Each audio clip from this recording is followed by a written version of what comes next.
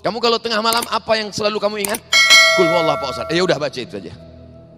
Ya Rasulullah, ya ini ada sahabatku. Siapa namanya? Qatadah bin Nu'man. Mengapa dia? Qatadah bin Nu'man setiap malam kalau dia sholat ayatnya Qul huwallah. Rakaat kedua Qul huwallah. Rakaat ketiga Qul huwallah. Sampai subuh ayatnya Qul huwallah terus. Kata Nabi SAW, innaha la ta'dilu thulutsal Qur'an. Satu Qul huwallah sama dengan sepertiga Al-Quran. Berarti dia sudah menghatamkan Al-Quran berkali-kali. Silakan bacakan Qul huwallah. Maka ini keutamaan yang luar biasa. Kata jamaah, inilah dalil yang kami tunggu selama ini Ustaz. Menguatkan keyakinan kami tentang Qul huwallah. Takbir. Qul huwallah pun pakai takbir juga.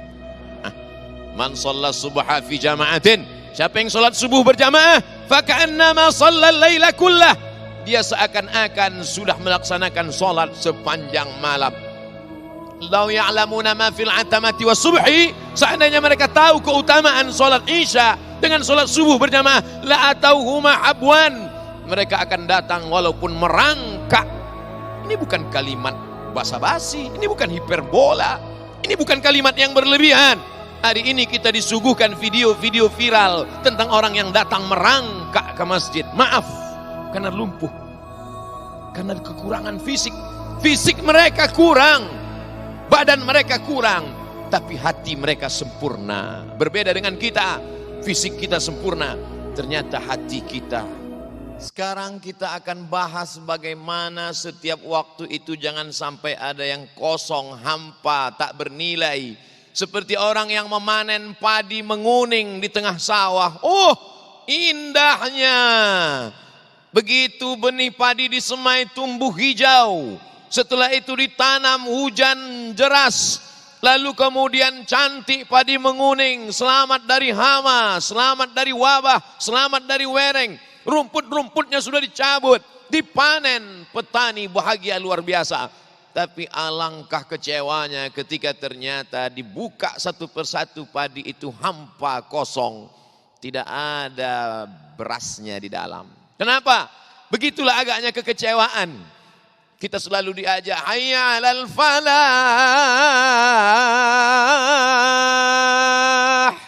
Falah, keberuntungan. Falah, petani. Kenapa antara petani dengan keberuntungan itu mirip? Falah, keberuntungan, kemenangan. Falah, petani. Karena memang petani mendapatkan hasil tanamannya setelah perjuangan yang luar biasa. Sawah itu dibajak, benihnya ditanam, dijaga dari musuh, dipasang keliling pagar, dari mulai tikus, musang, sampai burung-burung, sampai akhirnya dia berbuah. Tapi kemudian kekecewaan datang. Begitulah agaknya orang yang mendapatkan usia tapi tidak bernilai di hadapan Allah Subhanahu wa taala. Rumah, tempat kerja, warung kopi, minum-minum sejenak, hidup dengan permainan. Maka kita diingatkan, innamal hayatud dunya. Sesungguhnya kehidupan itu la'ibun. Hanyalah permainan semata. Walahwun. Hanyalah senda gurau. Semua permainan akan berakhir. Ada masa puasnya, jenuh. Semua senda gurau akan berakhir. Tertawalah terbahak-bahak. Sampai masanya kau akan muak, bosan.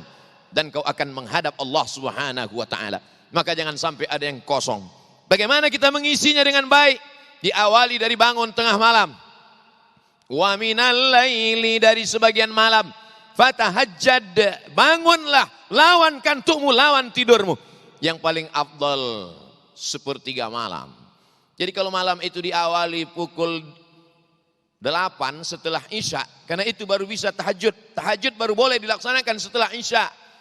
9, 10, 11, 12, 1, 2, 3, 4. Kalau di Jakarta pukul 4 sudah azan. Kalau di Pulau Sumatera pukul 5. Hanya perbedaan beberapa jam saja. Tapi lebih kurang demikian cara pembagiannya. Maka dibagilah sepertiga malam antara jam 12, jam 1, jam 2. Inilah waktu afdal paling utama. Tapi kadang kita kesulitan kalau bangun jam 2 nanti akan tidur lagi.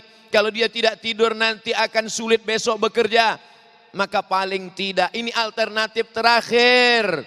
Bangunlah pukul 3. Karena masih ada 60 menit menjelang azan subuh berkumandang. Mandi, bersihkan diri. Ada terapi mandi subuh. Katanya kalau mandi malam itu nanti akan kena penyakit rematik. Betul, setelah maghrib. Tidak dibenarkan. Tapi kalau setelah berlalu tengah malam, jam 1, jam 2, justru afdol, sehat, fresh. Setelah mandi, berwudu. Setelah berwudu, salat sunat wudu 2 rakaat. Apa amalmu wahai Bilal? Sami'tu dafana 'alaika baina yadayya fil jannah. Aku dengar suara gesekan sendalmu di surga. Apa amalmu wahai Bilal? Bilal menjawab, aku tidak pernah meninggalkan salat sunat 2 rakaat setelah wudu. Bagi yang pakai talaffuz bin niat usolli sunnatal wudu raka'ataini lillahi ta'ala. Bagi yang tidak melafalkan niat di mulut, cukup dalam hati saja. Allahu Akbar. Jangan dipermasalahkan. Inilah yang membingungkan saya, Ustaz. Ustaz satu mengatakan lafalkan di mulut untuk menguatkan hati. Ustaz yang satu mengatakan jangan dilafalkan di mulut, itu menambah-nambah ibadah, bid'ah. Terus sampai hari ini belum saya laksanakan dua-duanya, Ustaz. Pilih salah satu. Ini antara khilafiyah, sepele, remeh-temeh saja. Substansinya adalah mengisi waktu di waktu malam kita melaksanakan ibadah kepada Allah. Salat sunat 2 rakaat. Ayatnya, faqra'u ma tayassara minal Qur'an. Bacalah ayat apa yang mudah bagimu dari Al-Quran. Kebetulan dekat musim puasa Ramadan, ingat ayat, ya ayyuhalladzina amanu kutiba alaikumus siyamu kama kutiba alal ladzina min qablikum la'allakum tattaqun. Kebetulan dekat musim haji, wa atimmul hajja wal umrata lillah.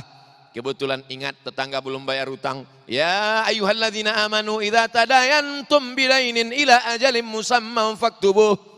Kamu kalau tengah malam apa yang selalu kamu ingat? Qul huwallahu Pak Ustaz. Ya udah baca itu aja. Ya Rasulullah, ya, ini ada sahabatku. Siapa namanya? Qatadah bin Nu'man. Mengapa dia? Qatadah bin Nu'man setiap malam kalau dia sholat ayatnya Qul huwallah. Rakaat kedua Qul huwallah. Rakaat ketiga Qul huwallah. Sampai subuh ayatnya Qul huwallah terus. Kata Nabi SAW, innaha la ta'dilu thulutsal Qur'an. Satu Qul huwallah sama dengan 1/3 Al-Quran. Berarti dia sudah menghatamkan Al-Quran berkali-kali. Silakan bacakan Qul huwallah. Maka ini keutamaan yang luar biasa. Kata jamaah, inilah dalil yang kami tunggu selama ini, Ustaz. Menguatkan keyakinan kami tentang Qul huwallah. Takbir. Qul huwallah pun pakai takbir juga. Lalu setelah sholat sunat wudu, sholat sunat taubat. Begitu banyak dosa kita. Istighfar, bagus. Sayyidul istighfar, lebih bagus. Yang lebih bagus lagi adalah sholat sunat taubat 2 rakaat. Ma min muslimin yuznimu dzamban. Kalau ada orang yang silap salah berbuat dosa, summa yatatahhar, mandi, bersuci, berwudu, summa yusalli rak'ataini, usalli sunnatat taubat. Yang tidak melafazkan niat dalam hati, Allahu Akbar. Ayatnya masih seperti yang dulu. Setelah itu sholat sunat tahajud. Nabi itu kalau sholat sunat tahajud, sholatul laili masna, 2 rakaat salam, 2 rakaat salam, 2 rakaat salam, 2 rakaat salam, 4 kali salam, 8 rakaat. Ayatnya Pak Ustadz itu juga. Setelah itu sholat sunat hajat. Hadis riwayat Imam Ahmad bin Hanbal dalam kitab Al-Musnad. Paling bagus berdoa, wudu dulu. Paling bagus berdoa menghadap kiblat. Paling bagus berdoa didahului sholat sunat 2 rakaat.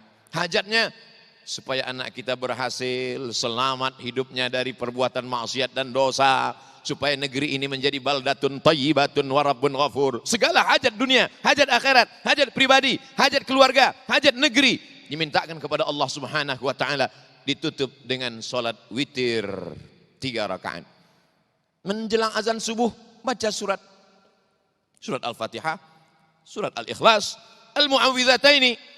Man qara'a Yasin fi lailatin. Siapa yang membaca surat Yasin pada suatu malam, asbaha maghfuran lah. Pada waktu subuh dia sudah diampunkan Allah Subhanahu wa taala. Baca surat Yasin, baca surat yang lain. Sibuk mencari dunia, hiruk pikuk kehidupan. Di tengah malam sepi, senyap, tenang, batin kita sedang diturunkan Allah. Huwallazi anzala sakinata fi qulubil mu'minin. Kira-kira ada beberapa menit lagi pergi ke masjid, sholat subuh berjamaah. Man shalla subha fi jama'atin, siapa yang salat subuh berjamaah, faka'annama shallal laila kullah, dia seakan-akan sudah melaksanakan salat sepanjang malam. Lau ya'lamuna ma fil atamati was subhi, seandainya mereka tahu keutamaan salat Isya dengan salat subuh berjamaah, la atauhuma habwan, mereka akan datang walaupun merangkak. Ini bukan kalimat basa-basi, ini bukan hiperbola, ini bukan kalimat yang berlebihan.